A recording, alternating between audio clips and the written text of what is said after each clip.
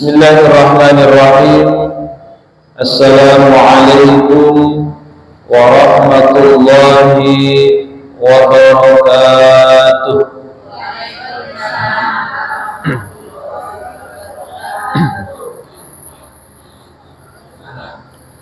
Alhamdulillahi rabbil alamin wal 'aqibatu lil muttaqin ولا عدوان إلا على الظالمين أشهد أن لا إله إلا الله وحده لا شريك له وأشهد أن محمدا عبده ورسوله الذي لا نبي بعده اللهم صل وسلم وبارك على سيدنا ومولانا محمد الفاتح لما أغلق والخاتم لما سبق ناصر الحق بالحق والهادي إلى صراطك المستقيم وعلى آله وصحبه حق قدره ومقداره العظيم أما بعد. Bapak Ibu hadirin wal hadirat rahimakumullah, mengawali majelis yang mulia ini, terlebih dahulu mari kita sama-sama memanjatkan puji dan syukur kehadirat Allah Subhanahu wa taala. Memuji dan bersyukur kehadirat Allah yang berasal atau bersumber dari kesadaran hati yang sadar bahwa karunia dan nikmat dari Allah begitu banyak sekali, sampai kalau saking banyaknya, seandainya kita mencoba menghitung apa yang menjadi nikmat Allah, maka kita tidak akan mampu, saking banyaknya nikmat Allah. Maka kata Allah, tidak perlu menghitung nikmatku, cukup mensyukuri nikmatku, niscaya aku akan tambah lagi nikmat itu. Maka mudah-mudahan lewat majelis ini Allah jadikan hati kita hati yang pandai bersyukur atas karunia-karunia Allah Subhanahu wa taala. Salawat dan salam tidak lupa mari kita sampaikan kepada baginda agung, beliau habibana wa nabiyyana wa maulana sayyiduna Muhammad sallallahu alaihi wasallam. Tak lupa kepada segenap keluarganya, para sahabatnya, para tabi'in, atba'ut tabi'in, para ulama setiap zamannya, dan juga mudah-mudahan kita semua termasuk umat Kanjeng Rasul yang istiqomah mengikuti sunnah-sunnahnya sampai akhir hayat kita. Amin Allahumma.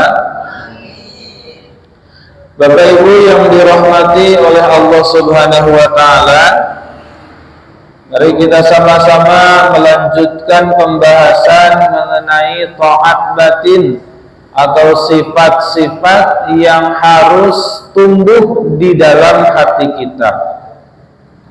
Sifat yang akan dibahas pada kesempatan ini disebut dengan sifat zuhud. Sifat apa, Bu? Zuhud. Apa zuhud itu?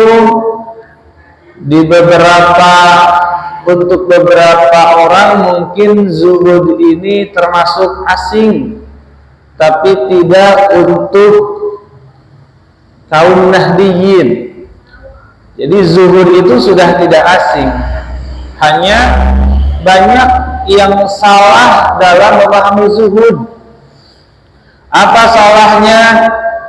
Kebanyakan orang ketika mengartikan kata zuhud sendiri diartikan dengan meninggalkan urusan dunia. Padahal zuhud itu sebetulnya bukan meninggalkan urusan dunia. Karena ada banyak orang yang memahami zuhud itu meninggalkan dunia, akhirnya pakaiannya lusuh, hidupnya miskin, tidak punya apa-apa, pekerjaannya di masjid terus, wirid terus, tidak pernah mau bekerja. Alasannya supaya zuhud, padahal zuhud itu bukan berarti harus meninggalkan dunia. Lalu apa arti zuhud? Kata Imam Al-Ghazali, ini warning juga dari Imam Al-Ghazali. Imam Al-Ghazali dalam kitab Ihya Ulumuddin menyampaikan, i'lam annahu qad yadhunnu anna tarikal mal zahidun. Ketahuilah sesungguhnya kebanyakan orang berpendapat bahwa zuhud itu meninggalkan harta atau tidak punya harta. Walaisa kadzalik, padahal zuhud itu tidak seperti itu, kata Imam Ghazali. Lalu apa yang dimaksud dengan zuhud? Zuhud itu, kata Imam Al-Ghazali, adalah meninggalkan efek negatif dari harta atau dunia. Kenapa meninggalkan efek negatif? Karena kepemilikan harta itu seringkali membuat kita lupa diri. Kalau kita diberikan dunia, kita sering lupa kepada Allah. Nah, lupa kepada Allahnya itu harus dihindari. Sehingga orang yang zuhud itu bukan tidak memiliki dunia, bisa jadi dia memiliki dunia, tapi hatinya tidak tertipu oleh dunia, hatinya tidak dilalaikan oleh dunia, hatinya tetap ingat kepada Allah Subhanahu wa Ta'ala. Maka orang yang zuhud itu bukan berarti orang yang miskin, tapi orang yang bisa menjaga hatinya dari efek negatif dunia. Sebab tadi dunia itu sifatnya menyihir, seringkali membuat diri kita lupa kepada Allah, lalai dari Allah Subhanahu wa Ta'ala. Jadi itu zuhud. Nah, Bapak Ibu sekalian, supaya kita lebih memahami tentang arti zuhud ini, ada satu kisah yang menggambarkan tentang zuhud. Kisah ini adalah kisah yang meriwayatkan atau mengkisahkan tentang salah seorang ulama sufi, ulama tasawuf yang dikayakan oleh Allah Subhanahu wa Ta'ala. Namanya Syekh Abu Hasan Asyadzili. Syekh Abu Hasan Asyadzili adalah seorang ulama yang ditakdirkan oleh Allah diberikan kekayaan yang sangat banyak. Saking kayanya Syekh Abu Hasan Asyadzili, dikisahkan di zaman beliau, saat itu ada satu ekor kuda. Kalau dulu kendaraannya bukan mobil Alphard, tapi kuda. Ada seekor kuda yang saking mahalnya kuda itu, sampai-sampai Raja Mesir saat itu tidak mampu membeli kuda itu. Tapi Syekh Abu Hasan Asyadzili mampu membeli kuda tersebut. Mampu membeli kuda tersebut. Berarti saking kaya atau tidak kira-kira Imam Al-Ghazali? Saking kayanya. Satu kisah, satu ketika ada salah seorang muridnya dalam majelisnya bertanya kepada Syekh Abu Hasan Asyadzili. Apa pertanyaannya? Saat itu Syekh Abu Hasan Asyadzili sedang ceramah, sedang mengajar menggunakan selendang. Selendangnya saat itu adalah selendang yang mahal di toko itu. Maka si murid ini bertanya kepada Syekh Abu Hasan Asyadzili. Pertanyaannya apa? Wahai Tuan Guru, kalau si murid ini, wahai Tuan Guru, bukankah engkau selama ini selalu mengajarkan tentang zuhud? Tapi kenapa engkau tidak zuhud. Karena dalam pikiran si murid ini zuhud itu tidak punya harta, sehingga bertanya demikian kepada Syekh Abu Hasan Asyadzili, kenapa engkau tidak zuhud, padahal selama ini engkau selalu mengajarkan tentang zuhud, tapi engkau sendiri tidak zuhud. Itu Syekh Abu Hasan Asyadzili heran, apanya ini yang tidak zuhud, apanya yang tidak zuhud? Itu selendangmu yang kau pakai itu, kata si muridnya, selendang yang engkau pakai, aku tahu selendang itu adalah selendang yang paling mahal di toko. Itu bukti bahwa engkau tidak zuhud, kata siapa? Kata si murid. Akhirnya dijawab oleh Syekh Abu Hasan Asyadzili, benar, selendang ini, kata Syekh Abu Hasan Asyadzili, adalah selendang yang paling mahal yang ada di toko. Saya membelinya. Tapi selendang yang mahal ini sedikit pun tidak masuk ke dalam hatiku. Aku tidak pernah bangga dengan selendang ini, kata Syekh Abu Hasan Asyadzili. Tapi engkau yang tidak memiliki selendang seperti ini, selendangku ini ada di dalam hatimu. Dari semenjak datang sampai dengan detik ini, yang ada di dalam pikiranmu adalah selendang yang bagus ini. Pertanyaannya, siapa yang zuhud, siapa yang tidak zuhud? Menurut kita yang zuhud siapa, yang tidak zuhud siapa, Bu? Yang zuhud muridnya atau gurunya? Gurunya. Yang tidak zuhud muridnya atau gurunya? Muridnya. Nah, ini pelajaran. Jadi zuhud itu bisa jadi tidak punya dunia, tapi dunianya ada di dalam hati. Akhirnya mengganggu sholat, mengganggu ngaji, mengganggu zikir, mengganggu ibadah-ibadah yang lainnya. Jadi di dalam hati itu nempel terus dunianya. Nah, itu tidak zuhud. Maka ukuran zuhud itu bukan diukur dari kaya atau miskin. Maka di tempat kami di Tasikmalaya itu, Bapak Ibu sekalian, ada orang yang dia tidak punya apa-apa, Bu. Tidak punya apa-apa, mobil tidak punya, motor tidak punya, rumah sederhana sekali. Dia punya harta cuma 1 ekor ayam. Hartanya cuma satu ekor ayam. Tapi 1 ekor ayam itu begitu dicintai oleh dia. Sampai-sampai datang panggilan Allah, sholat maghrib, Allahu Akbar, Allahu Akbar. Datang azan maghrib, lihat ke kandang, ayamnya tidak ada.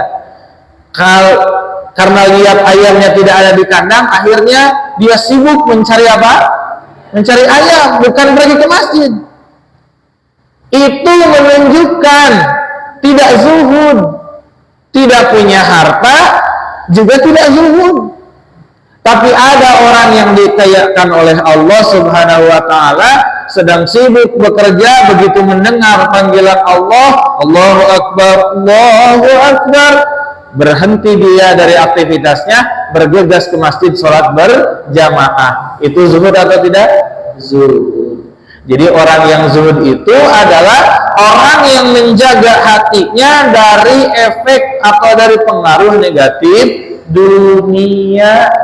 Dunia yang dimilikinya tidak melalaikan dirinya dari siapa? Dari Allah Subhanahu wa ta'ala.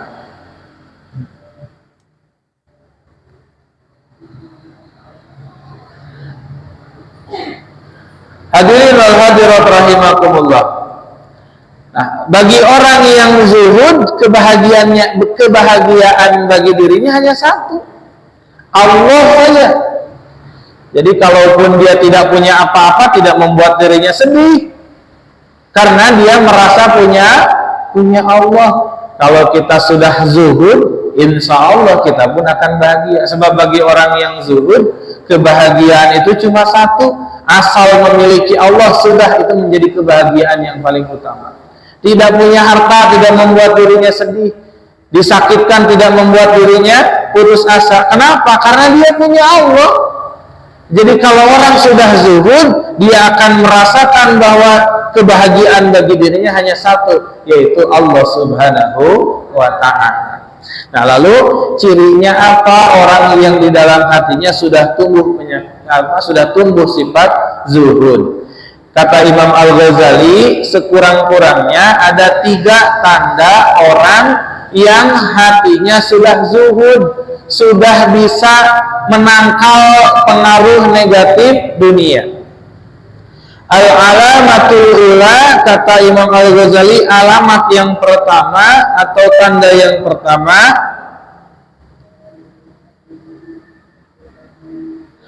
Allah yafrahu bimawjudin wa la yahzanu ala mafqudin. Dia tidak merasa senang, tidak merasa bahagia dengan adanya harta, wa la yahzanu ala mafqudin, dan dia tidak merasa sedih dengan hilangnya harta. Kenapa demikian? Karena bagi orang yang zuhud, kebahagiaan itu hanya ada pada Allah Subhanahu wa ta'ala.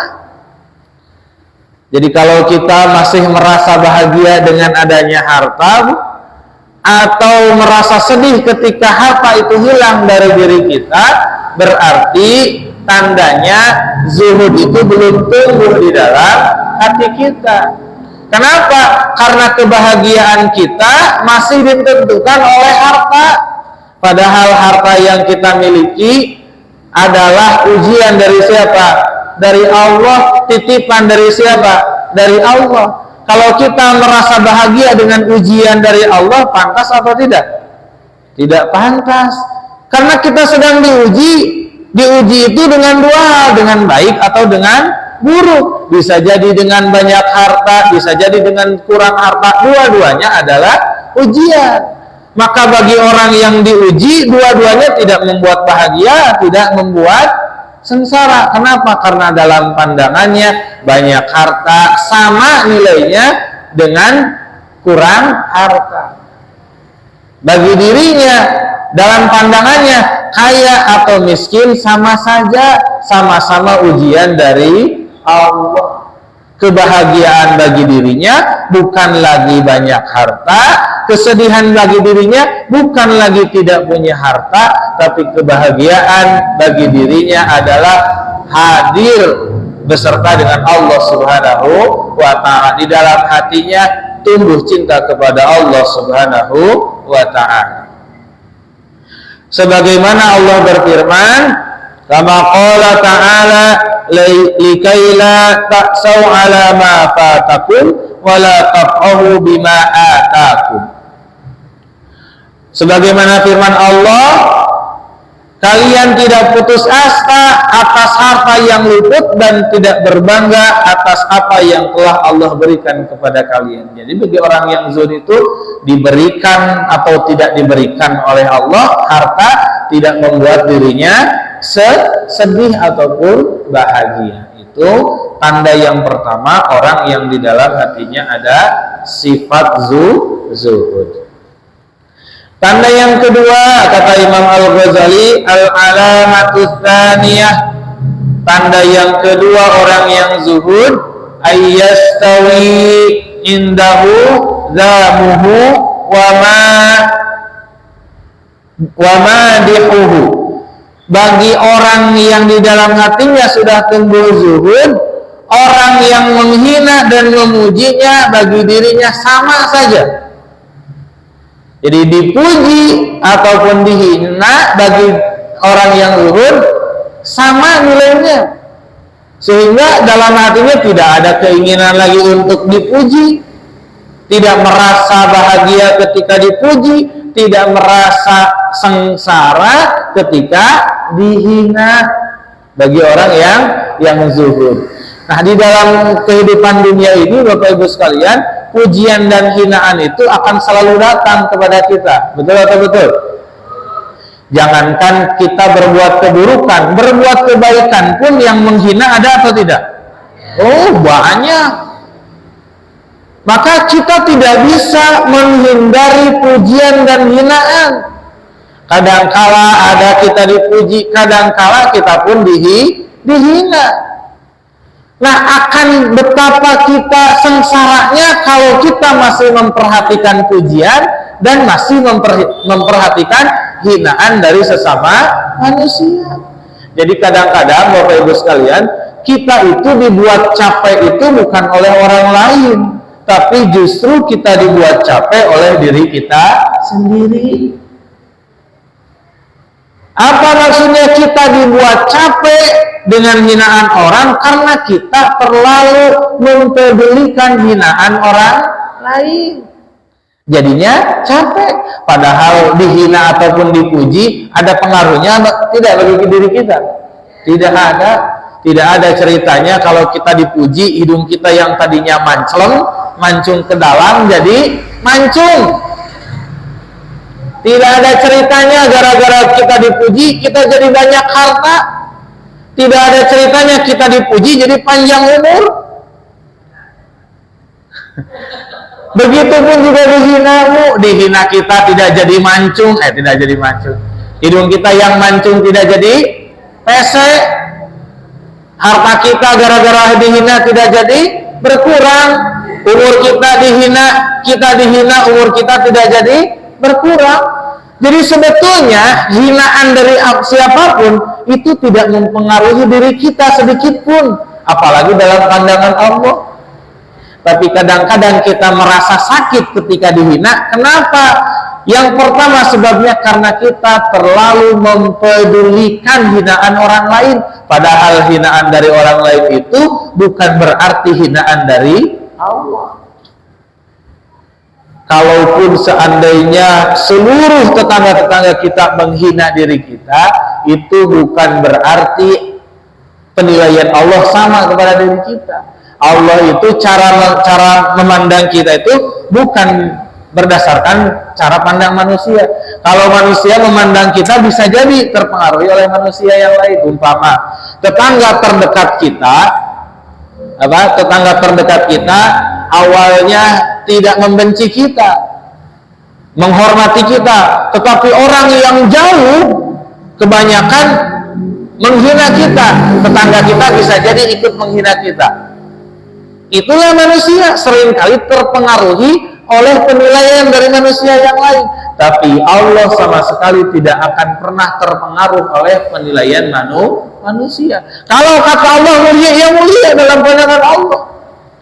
Kalau menurut Allah hina, sekalipun seluruh manusia memuliakan dirinya, dalam pandangan Allah tetap hina.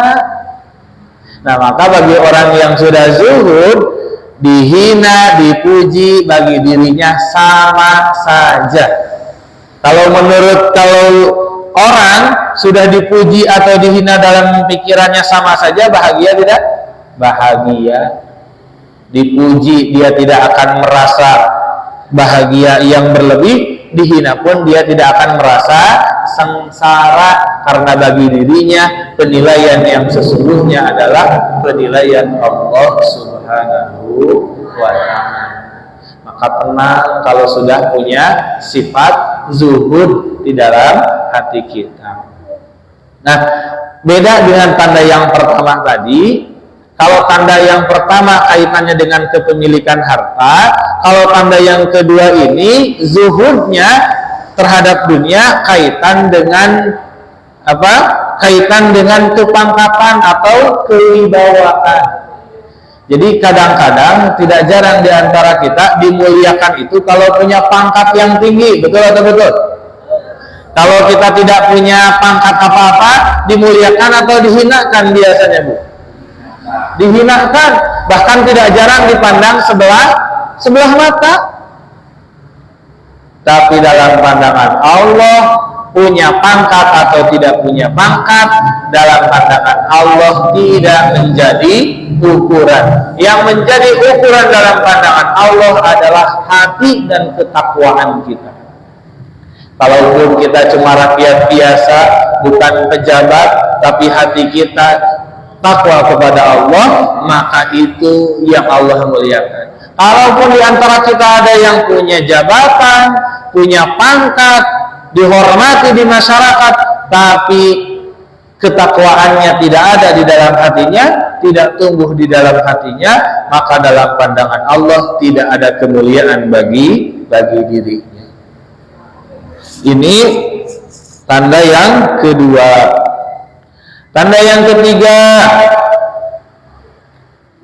Kata tanda yang ketiga, kata Imam Al-Ghazali, al-alamatus tsalitsah, tanda yang ketiga bagi orang yang zuhud,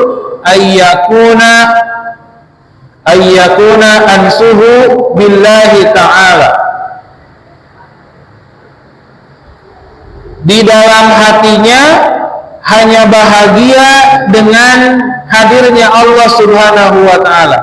Kebahagiaan bagi dirinya adalah ketika dia bisa bersama-sama dengan Allah Subhanahu wa ta'ala. Ini tanda yang ketiga, sebagaimana tadi yang disinggung di awal. Jadi orang yang zuhud, sandaran kebahagiaannya adalah Allah, bukan lagi harta, bukan lagi jabatan. Nah, hari ini banyak orang yang menyandarkan kebahagiaan kepada harta dan kepada jabatan, sehingga begitu jabatannya hilang, begitu hartanya hilang, kebahagiaannya pun ikut hilang. Tapi bagi orang yang menyandarkan kebahagiaannya kepada Allah, baik dia ketika punya harta, baik dia ketika menjabat, ataupun jabatannya hilang, hartanya hilang, kebahagiaannya tidak akan ikut hilang. Kenapa? Karena dia menyandarkan kebahagiaannya kepada Allah. Nah, hari ini Bapak Ibu sekalian, kita itu sering tidak sadar. Kita selama ini sering menyandarkan kebahagiaan kita kepada harta dan jabatan. Salah kalau kita menyandarkan kebahagiaan kepada harta dan jabatan, sebab harta dan jabatan adalah sesuatu yang akan musnah, sesuatu yang tidak akan ada selama-lamanya. Hari ini kita kaya, bisa jadi satu saat kita dimiskinkan oleh Allah. Hari ini kita punya pangkat, punya jabatan dihormati, satu saat jabatan itu akan hilang, kita tidak lagi dihormati oleh sesama manusia. Maka Bapak Ibu sekalian, kalau ingin bahagia, maka jangan cari harta, tapi carilah pemilik harta yang sesungguhnya. Siapa? Allah. Kalau kita ingin bahagia, jangan cari pangkat, tapi carilah yang memiliki pangkat yang hakiki. Siapa? Allah. Kalau kita ingin mencari bahagia, jangan cari kepada pujian dari manusia, tapi carilah yang bisa membuat manusia terpuji. Siapa? Allah. Jadi kalau kita sudah menyandarkan kebahagiaan kepada Allah, maka tidak akan ada lagi yang bisa membuat kita sengsara, sekalipun kita tidak punya harta dan tidak punya jabatan. Maka kalau kita melihat para sahabat, Bapak Ibu sekalian, para sahabat di zaman Rasul itu ada kelompok sahabat yang tidak punya pekerjaan. Tidak punya pekerjaan, tidak punya harta, bahkan rumah pun tidak punya. Sehingga tinggalnya di emperan masjid. Jadi dibuat seperti apa? Dibuat seperti kalau sekarang kanopi gitu. Di emperan masjid itu dibuat tempat untuk berteduh. Disitulah para sahabat tinggal. Para sahabat yang tinggal di emperan masjid itu disebut Ahlus Suffah. Disebut apa? Ahlus Suffah. Dipimpin oleh Abu Hurairah. Para Ahlus Suffah ini Bapak Ibu sekalian tidak punya pekerjaan karena tidak bisa bekerja, tidak punya harta, tidak punya tempat tinggal, tapi hatinya merasa bahagia saja. Kenapa bisa bahagia? Karena kebahagiaannya disandarkan kepada siapa? Kepada Allah. Sehingga tidak punya harta tidak membuat dirinya susah. Itulah orang yang menyandarkan kebahagiaannya kepada siapa? Kepada Allah Subhanahu wa ta'ala. Bagi orang yang sudah menyandarkan kebahagiaan kepada Allah, maka kebahagiaan itu mudah diberikan kepada orang tersebut. Kalau kita melihat satu kisah Bapak Ibu sekalian, ketika Nabi Muhammad SAW, bayangkan, ketika Nabi Muhammad SAW itu dikejar-kejar oleh kaum kafirin hendak dibunuh. bersama dengan Abu Bakar, Kanjeng Rasul bersembunyi di satu gua namanya Gua Thur. Namanya gua apa, Bu? Gua Thur. Gua Thur itu jangan dibayangkan guanya besar, bisa masuk orang banyak. Gua Thur itu hanya tumpukan batu yang lubangnya kecil, hanya mampu bersembunyi di situ 2-3 orang saja. Nabi Muhammad SAW bersembunyi di situ beserta dengan Abu Bakar. Kenapa bersembunyi? Karena akan dibunuh oleh siapa? Oleh kaum kafirin. Ketika akan diburu, kaum musyrikin mengejar, sudah berada di mulut gua, itu Abu Bakar As-Siddiq menangis, sedih luar biasa. Apa yang disedihkan oleh Abu Bakar? Karena takut Rasulullah ditemukan, kemudian dibunuh Rasulullah. Kemudian Kanjeng Rasul menyampaikan kepada Abu Bakar sambil tersenyum, "Hai Abu Bakar, la tahzan, tidak perlu sedih. Innallaha ma'ana, sesungguhnya Allah beserta kita." Bayangkan, Bu, Kanjeng Rasul beserta Abu Bakar bersembunyi menghadapi satu ancaman. Ancamannya akan dibunuh, tapi Kanjeng Rasul tidak pernah merasa sedih saat itu. Tenang saja hatinya, bahagia hatinya beserta dengan Allah. Kalau kita sudah seperti itu atau belum? Nah, jangankan diancam untuk dibunuh, kita baru didatangi oleh penagih hutang saja sudah gemeteran itu. Sudah ngumpet dulu, kabur, pura-pura diambil sendalnya supaya tidak terlihat ada di rumah ya. Jadi kita baru ditagih utang saja sudah gemeter. Kalau Kanjeng Rasul itu bukan urusan utang lagi, diancam nyawanya tapi tidak pernah membuat beliau sedih, bahagia saja. Kenapa? Karena beliau menyandarkan kebahagiaannya kepada Allah. Sekalipun terancam lahiriahnya, tapi hatinya merasa bahagia karena bersama dengan Allah. Ini pelajaran penting bagi kita. Kalau kita ingin bahagia, sandarkan kepada pemilik kebahagiaan yang sesungguhnya. Siapa? Allah Subhanahu wa ta'ala. Nah, bagi orang yang zuhud, kata Imam Al-Ghazali, kebahagiaannya adalah hanya dengan Allah Subhanahu wa ta'ala. Maka di dalam hatinya yang tumbuh adalah ketaatan demi ketaatan. Itu bagi orang yang zuhud. Mari kita sama-sama belajar membuang efek negatif dunia dari hati kita, menumbuhkan zuhud dari dalam hati kita. Boleh kita punya dunia yang banyak, boleh kata Allah, tapi jangan sampai dunia yang banyak itu melalaikan hatimu dariku kata Allah.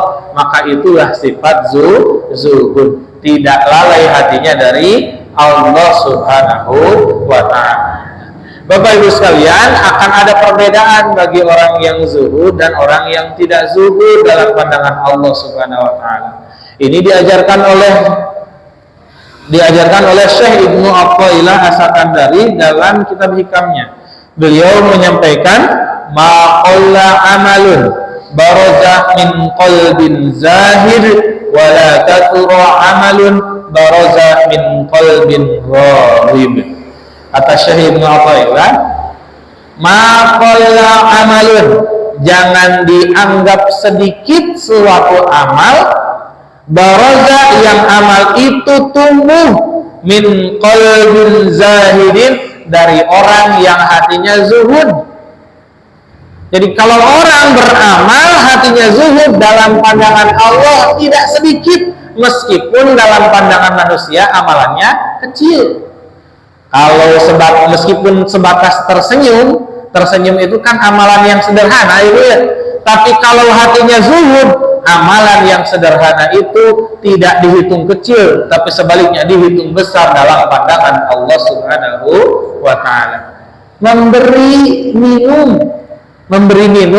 kepada orang yang ngaji, memberi makanan kepada orang yang ngaji, meskipun sederhana cuma sekedar minuman, tapi kalau itu keluar dari orang yang hatinya zuhud, dalam pandangan Allah nilainya besar. Jangan dianggap hanya sebatas air putih. dalam pandangan Allah sebatas air putih itu nilainya besar kalau hatinya zuhud. Tapi jangan juga dianggap sedih, jangan dianggap banyak juga bagi orang yang beramal kalau hatinya roghib, tidak zuhud alias cinta kepada dunia. Maka Syahid Mu'attallah menyampaikan, wala tasuru amalun baroza min qalbin roghibin. Tidak dihitung banyak satu amal kalau amal itu dilakukan oleh orang yang hatinya tidak zuhud. Contoh apa? Sedekah berpuluh-puluh juta bahkan ratusan juta sekalipun kalau hatinya tidak zuhud, terkotori oleh penyakit hubud dunia, maka yang ratusan juta itu nilainya kecil dalam pandangan Allah Subhanahu wa ta'ala. Maka betapa jauh orang yang beramal yang hatinya zuhud dengan yang tidak zuhud. Maka kalau kita ingin amalan kita berkualitas di hadapan Allah Subhanahu wa ta'ala, maka Bapak Ibu sekalian pastikan amalan kita keluar dari hati yang zuhud. Apa zuhud itu? Terhindar dari efek negatif dunia, terhindar dari kecintaan terhadap dunia. Yang ada bagi dirinya adalah Allah Subhanahu wa ta'ala. Hadirin wal hadirat rahimakumullah, itu saja barangkali yang bisa disampaikan di kesempatan malam hari ini. Mudah-mudahan besar manfaatnya untuk kita semua. Mari kita sama-sama akhiri dengan doa. Sebelum berdoa kita istighfar dan bermuhasabah terlebih dahulu. Kita tundukkan kepala kita pejamkan mata kita, khudu wa tadallul di hadapan Allah, merendah serendah-rendahnya di hadapan Allah. Menundukkan kepala, memejamkan mata itu bagian daripada adab zohir. Adab zohir kalau kita mau bertobat kepada Allah, menunjukkan kita sedang merendah di hadapan Allah Subhanahu wa ta'ala. Itu adab-adaban kita ketika bertobat kepada Allah. Mari Bapak Ibu sekalian kita bermuhasabah sejenak, menghitung-hitung dosa dan kesalahan kita di masa lalu. Hadirin wal hadirat rahimakumullah, betapa banyak kesempatan yang telah Allah berikan kepada kita, tapi betapa banyak juga kesempatan itu kita buang sia-sia. Banyak umur kita yang kita isi dengan kemaksiatan daripada ketaatan kepada Allah Subhanahu wa ta'ala. Hanya kadang-kadang kita yang tidak sadar bahwa kita banyak maksiat kepada Allah. Kalau para ulama mengajarkan, dalam pandangan para ulama, lupa 1 detik saja kepada Allah itu adalah dosa. Bagaimana dengan diri kita? Berapa detik yang kita lupa kepada Allah? Berapa jam, berapa menit waktu yang kita lupakan kepada Allah? Berapa jam waktu yang kita lupa kepada Allah? Berapa hari, berapa minggu, berapa bulan, berapa tahun yang kita lupa kepada Allah? Kalau seandainya detik demi detiknya adalah dosa, maka betapa banyak dosa yang kita lakukan dengan sebab lupanya kita kepada Allah Subhanahu wa ta'ala.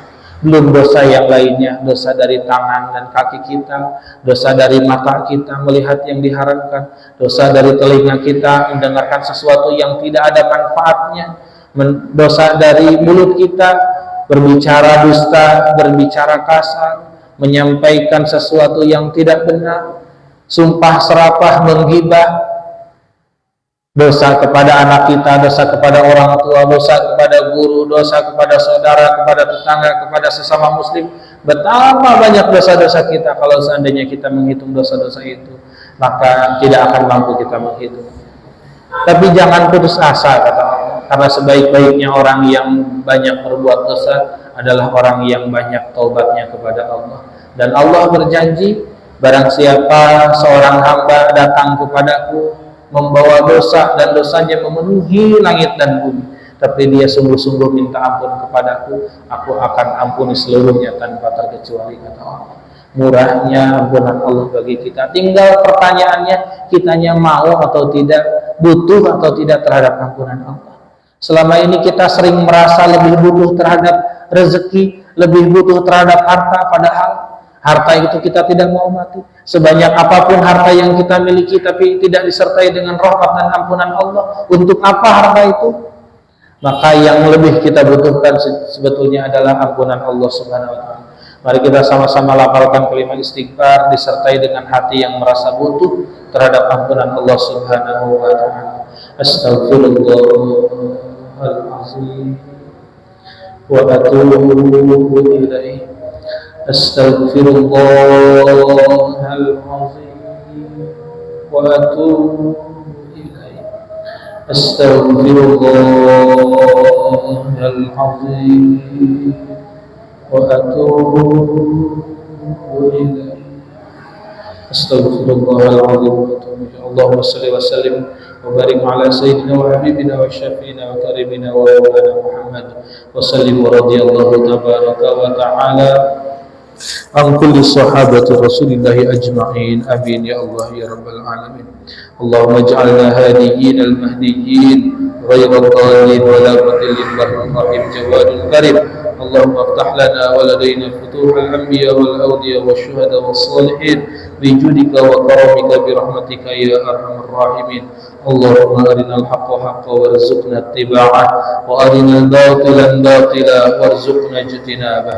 اللهم اختمنا بحسن الخاتمة ولا تختمنا يا الله إلا بحسن الخاتمة. ربنا ظلمنا أنفسنا وإن لم تغفر لنا وترحمنا لنكونن من الخاسرين. ربنا آتنا في الدنيا حسنة وفي الآخرة حسنة وقنا عذاب النار. سبحان ربك رب العزة عما يصفون وسلام على المرسلين والحمد لله رب العالمين. نسألك الإجابة على الفاتحة. أعوذ بالله من الشيطان الرجيم. بسم الله الرحمن الرحيم. الحمد لله رب العالمين الرحمن الرحيم مالك يوم الدين إياك نعبد وإياك نستعين اهدنا الصراط المستقيم صراط الذين أنعمت عليهم غير المغضوب عليهم ولا الضالين. Hadirin wal hadirat rahimakumullah, itu saja yang bisa disampaikan, mudah-mudahan besar manfaatnya. Yang benar datangnya dari Allah dan Rasulnya, adapun kesalahan kekhilafan itu murni dari kelemahan diri pribadi, mudah-mudahan Allah mengampuni. Hasbunallah wa ni'mal wakil, ni'mal maula wa ni'mal nasir. Akhirul kalam, wassalamualaikum warahmatullahi wabarakatuh.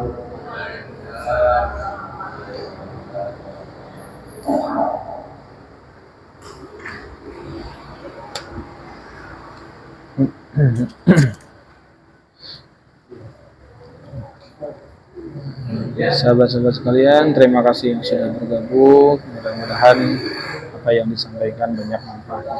Kita bertemu lagi pada Isya nanti dalam kajian tahsin di majelis kita, Majelis Idrisiyah Zawi Kendal. Terima kasih. Assalamualaikum warahmatullahi wabarakatuh.